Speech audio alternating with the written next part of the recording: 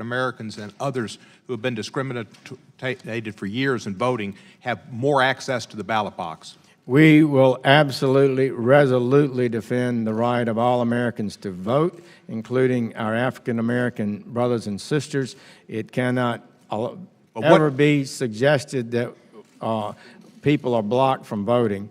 And we have done a number of things in the Department of Justice. Let me ask you this, Mr. Attorney General. It's a fact, there have been studies to show that voter ID is more discriminatory in its effect on African Americans and Latinos than anything else.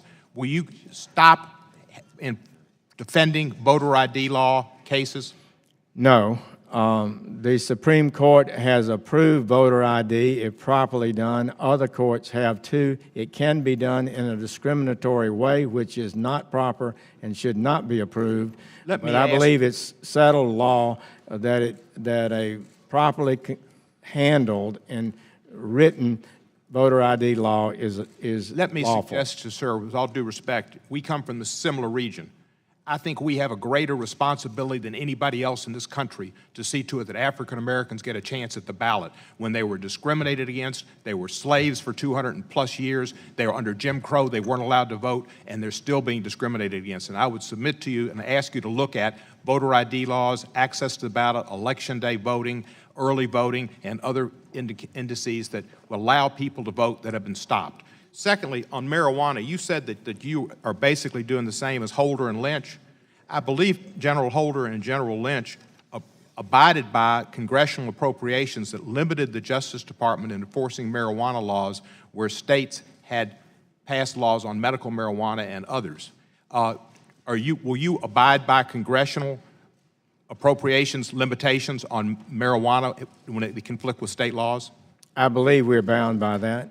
Thank you, sir. That's great. That's great. And I saw what you did on crack cocaine was good. It wasn't as good as it could have been. Your proposal was a 20-to-1 ratio. Mr. Durbin's was a 10-to-1 ratio. Y'all decided on 18-to-1. You were a good negotiator, but Mr. Durbin took what he could get. But it should have been 1-to-1.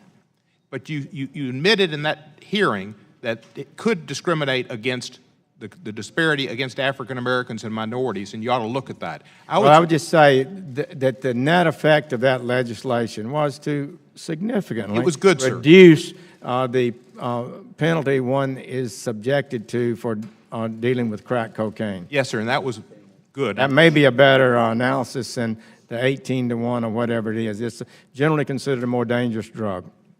Marijuana is not as dangerous as heroin. Would you agree with that? I think that's correct. Well, thank you, sir. I would hope that in your enforcement that you would look at the limitations you've got. There's always an opportunity cost, and put your opportunity cost, your enforcement on crack, on cocaine, on meth, on opioids, and on heroin. Marijuana is the least bothersome of all. 28 states or 29 states in the District of Columbia have legalized it for medical purposes, 8 states in the District of Columbia for recreational purposes. Justice